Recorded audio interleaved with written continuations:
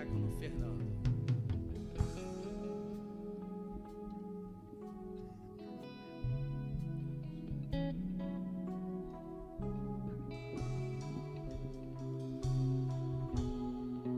Paz, sua igreja, amém? Vamos estender a mão aqui para o Gabriel, que está trazendo a palavra nesta noite. Senhor, meu Deus e meu Pai, estamos aqui mais uma vez na sua casa, ó Deus, para ouvir a tua palavra, Pai.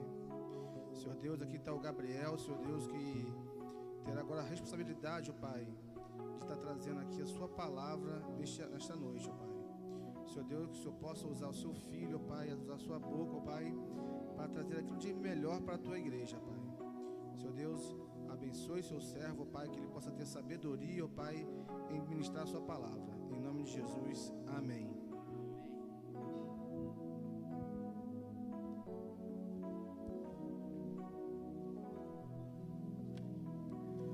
Saúde a igreja com a paz do nosso Senhor e Salvador Jesus Cristo.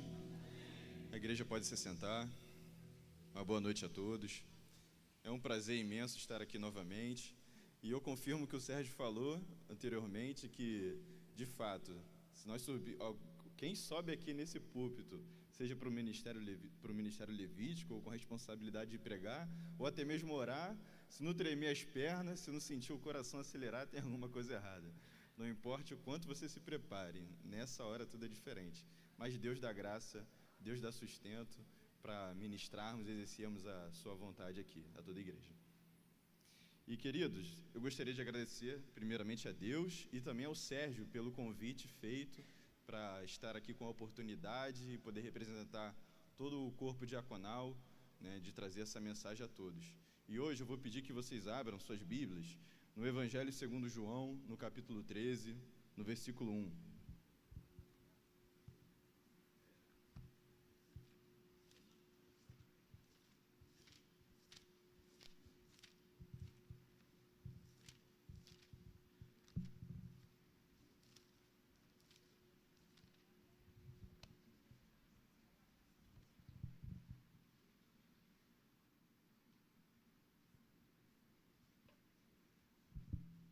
E diz assim no versículo 1, leremos até o 17.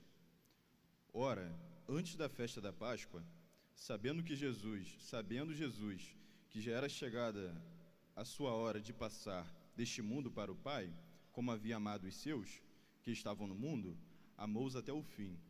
E acabada a ceia, tendo já o diabo posto no coração de Judas Iscariote, filho de Simão, que o traísse, Jesus, sabendo que o Pai tinha depositado nas suas mãos todas as coisas e que havia saído de Deus e ia para Deus, levantou-se da ceia, tirou os vestidos e, tomando uma toalha, cingiu-se. Depois, deitou água numa bacia e começou a lavar os pés dos discípulos e a enxugar-los com a toalha com que estava cingido. Aproximou-se, pois, de Simão Pedro, que lhe disse: Senhor, tu lavas-me os pés a mim? Jesus respondeu e disse-lhe: O que eu faço não o sabes tu agora, mas tu saberás depois. Disse-lhe Pedro: Nunca me lavará os pés. Respondeu-lhe Jesus: Se eu te não lavar, não tens parte comigo. Disse-lhe Simão Pedro: Senhor, não só os meus pés, mas também as mãos e a cabeça. Disse-lhe Jesus: Aquele que está lavado não necessita de lavar senão os pés, pois no mais todo está limpo. Ora, vós estáis limpos, mas não todos, porque bem sabia ele quem o havia de trair. Por isso disse: Nem todos estáis limpos. Depois que lavou os pés e tomou os seus vestidos, e se assentou outra vez à mesa, disse-lhes: Entendeis o que vos tenho feito? Vós me chamais mestre e senhor, e dizes bem, porque eu o sou. Ora, se eu, senhor e mestre, vos lavei os pés, vós deveis também lavar os pés um dos outros, porque eu vos dei o exemplo, para que, como eu vos fiz, façai vós também. Na verdade vos digo, que não é o servo maior do que o Senhor, nem o enviado maior daquele que o enviou. Se sabeis estas coisas, bem-aventurados sois se a fizerdes. leremos até aqui. É uma leitura bem extensa, né? Agradeço pela paciência de todos. Mas como a igreja pode perceber, hoje o culto, é claro, abaixo de Deus, está sob direção do corpo diaconato. E a primeira coisa que vem à nossa mente quando pensamos nesse ministério, diáconos, o que vem? Primeira característica que define é o servir, é o serviço. A gente sempre vê aqui de forma mais visual, a igreja como um todo, um diácono na porta, como está lá o Ney. Vemos um diácono lá na porta, primeira porta à esquerda, que está a Armanina, geralmente ficam aqui.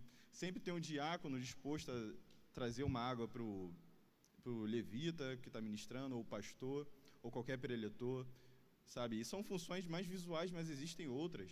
Porém, a primeira coisa que vem na nossa mente, quando pensamos no diácono, é o serviço. E é justamente aqui, no capítulo 13, que vamos ver que não existe, na verdade, não existe, eu diria assim, um outro capítulo ou uma outra passagem da Bíblia tão apropriada para nos ensinar sobre serviço, senão esse capítulo 13 de João. Porque não é meramente um homem quem vem dizer sobre o que é serviço, mas senão o próprio Deus. Ele justamente vem nos dizer o verdadeiro significado do que é servir. E Jesus, que é nosso mestre e Senhor, ele deixa o modelo supremo de servidão como ensino para os discípulos. Pois nessa passagem ele levanta da mesa, pega uma toalha, amarra em volta da cintura e lava os pés com a toalha, né? Na verdade, com uma bacia, ele joga água nos pés dos discípulos e com a toalha ele seca.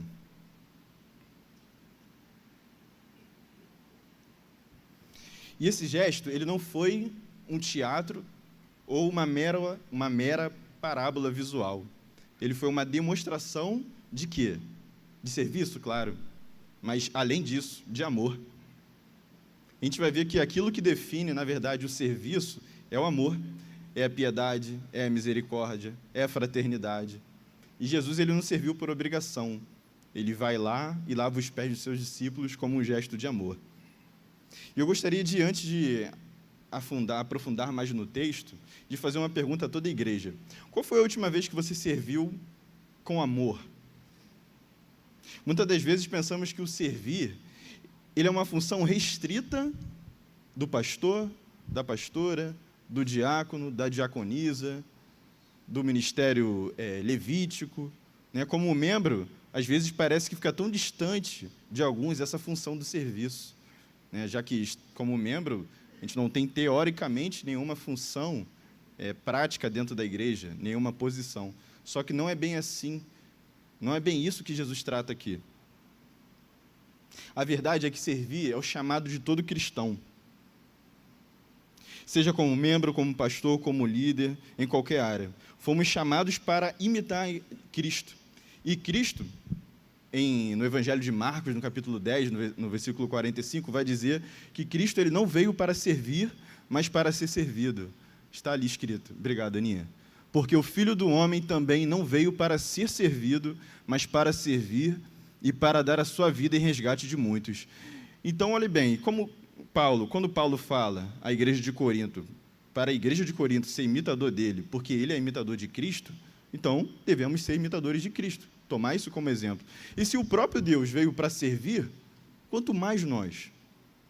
Então eu vou te convidar a observar novamente o versículo 1, nós vamos nos aprofundar no texto. Deixa eu me organizar aqui.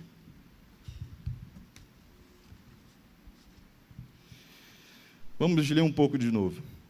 Um pouco antes da festa da Páscoa, sabendo Jesus que havia chegado o tempo em que deixaria este mundo e iria para o Pai, tendo amado os que estavam no mundo, amou-os até o fim. Então, primeiro a gente vê que Jesus ele veio ao mundo e amou os discípulos até o fim. Ou seja, o serviço de Cristo, como eu disse anteriormente, ele é um gesto de amor.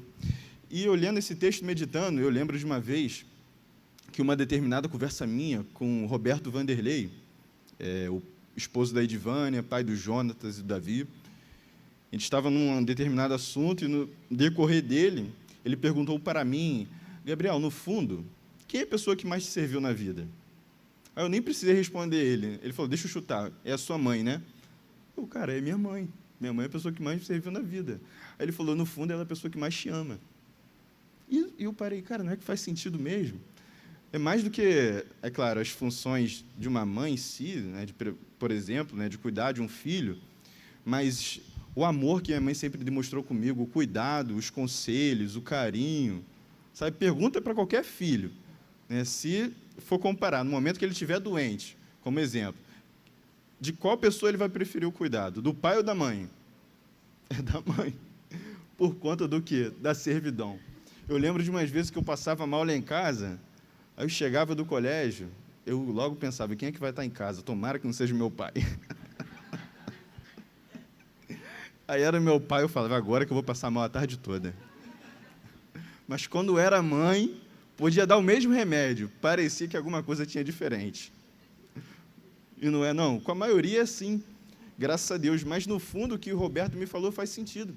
E quanto mais Deus, sabe, nos servir, por isso que Cristo é a pessoa que mais nos ama. Para aqueles que não sabem, Cristo por isso que ele é o menor no reino, a palavra vai dizer de Deus que o menor no reino dos céus é o maior, e Cristo, de fato, ele é o maior porque ele foi o menor. Pensem bem, se o Yahvé Deus, se o próprio Senhor desceu, assumiu forma de carne, passou da posição de ofendido para ofensor, não é? Porque Deus estava ofendido por nossos pecados. Ele muda da posição, ele se faz ofensor por nós, sabe? Algumas pessoas acabam até entrando em erro, achando que Cristo morreu, né? Quem matou Cristo foi Satanás, não foi os homens.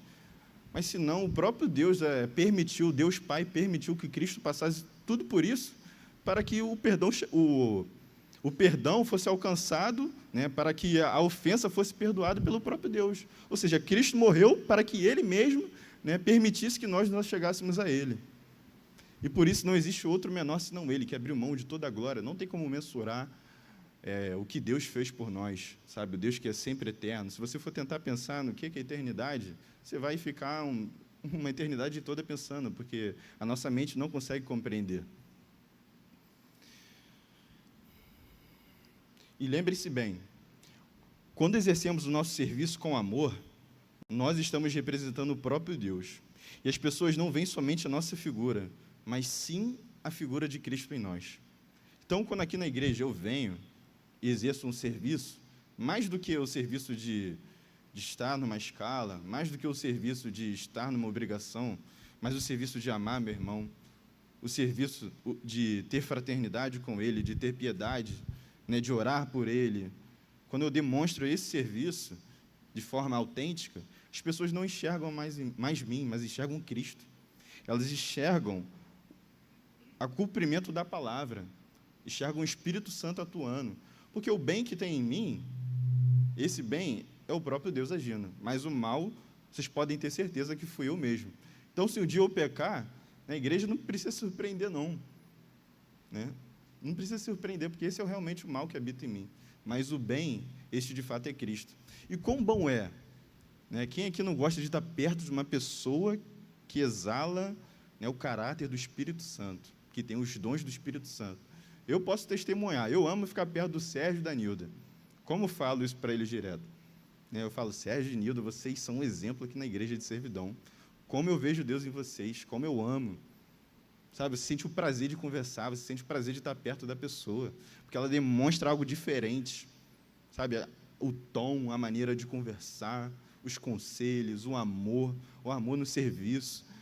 Eu vejo o Sérgio chegando aqui, se não for o que chega mais cedo, né, Sérgio? Não precisa nem estar na escala, já chega, já cumpre a escala de outro diácono. Mas isso é o quê? Isso é amor, é o zelo que ele tem. Ele, de fato, é imitador de Cristo, porque tem zelo pela casa de Deus. Não é isso que a palavra diz, que o zelo da tua casa me consumirá, em referência a Cristo? E no versículo 2, diz o seguinte: estava sendo servido o jantar, e o diabo já havia induzido Judas Iscariote, filho de Simão, a trair Jesus. Jesus sabia que o Pai havia colocado todas as coisas debaixo do seu poder, e que viera de Deus e estava voltando de Deus. Então, aqui a gente pode perceber que Jesus já sabia que seria traído, que seria, de fato, entregue aos homens. Ele não estava preocupado com isso, já era o cumprimento de uma profecia. Só que a gente vê também que ele estava sendo servido o jantar, e vai dizer que o filho de Simão já foi induzido a trair Jesus. E detalhe, no primeiro versículo, e até no decorrer dele, no decorrer dos outros versículos, a gente vai reparar o seguinte: Cristo, ele não deixou de amar a Judas. A Bíblia não faz essa separação. Jesus amou os seus discípulos até o fim. Não amou 11 e deixou de amar 12. O serviço de Cristo aconteceu em ambiente hostil, pois a Bíblia é bem clara que Judas foi servido por Cristo.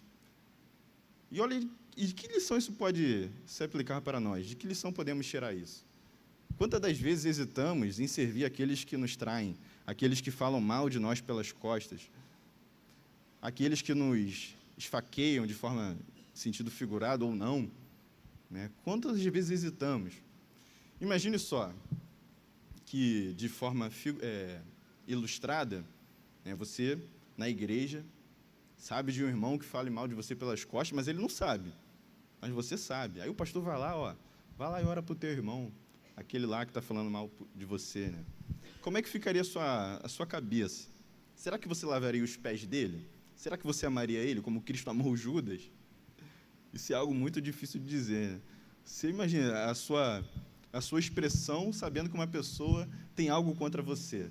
Mas imagine a expressão de Cristo diante de Judas. Era expressão de amor, era expressão de misericórdia, de carinho.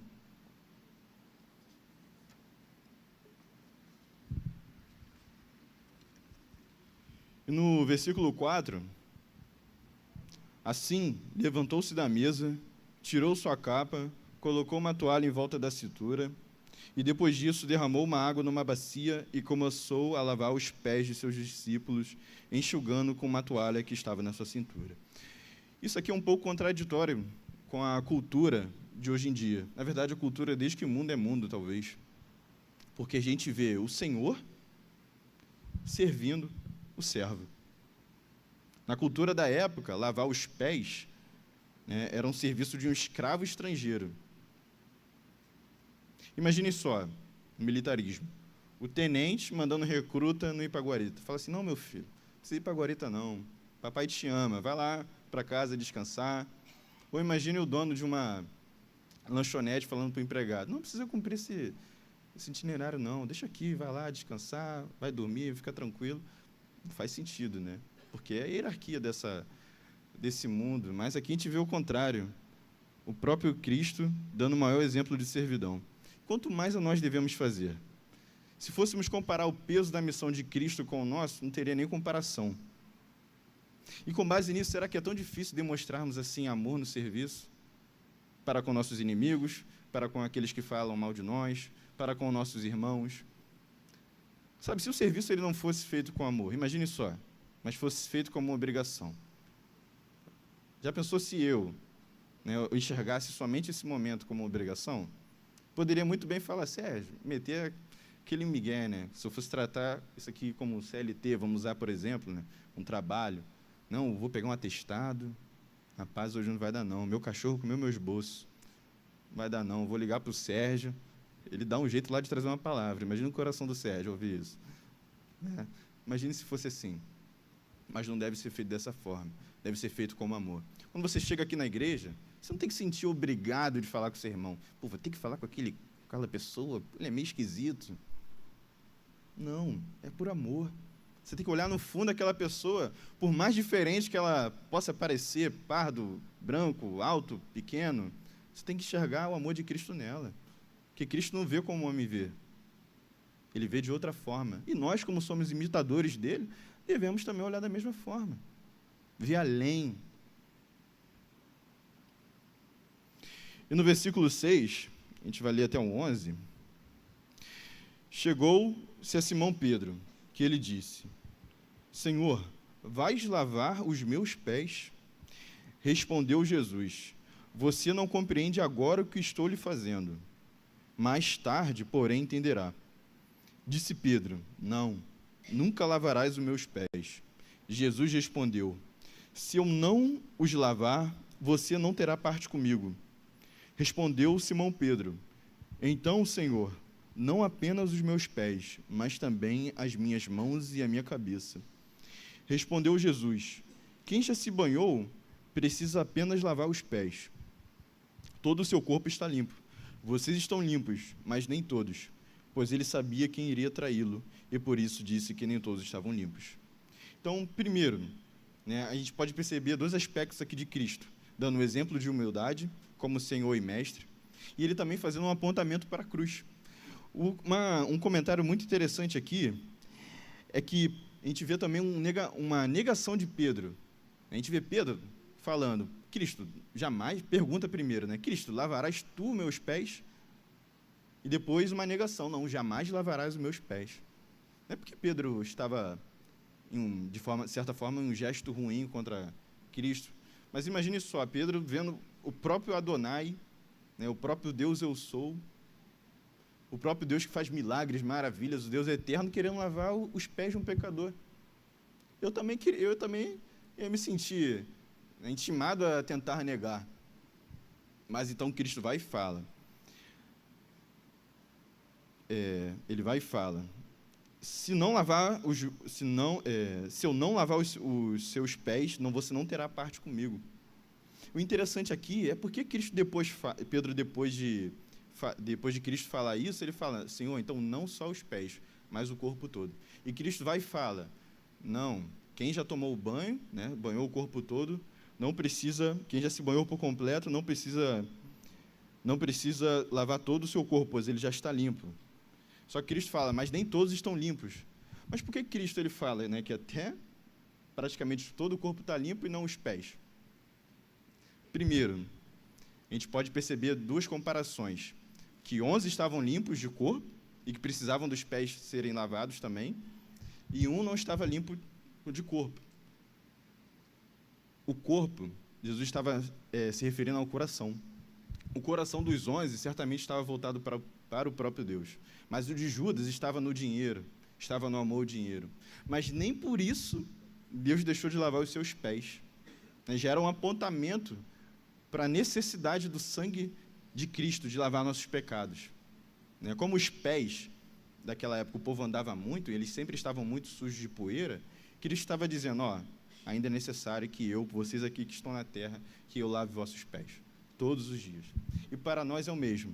Apesar de hoje a salvação ter chegado a nós, a justificação através dela e a graça, apesar de sermos salvos, e eu tenho fé nisso, ainda é necessário que Cristo venha todo dia jogar um pouquinho de água lá no nosso pé, sempre lavando, sempre exercendo a santidade em nós.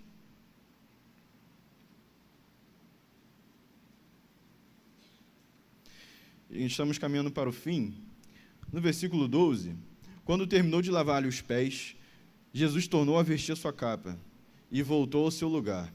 Então lhes perguntou: vocês entendem o que eu fiz? Vocês me chamam Mestre e Senhor, e com razão, pois eu sou.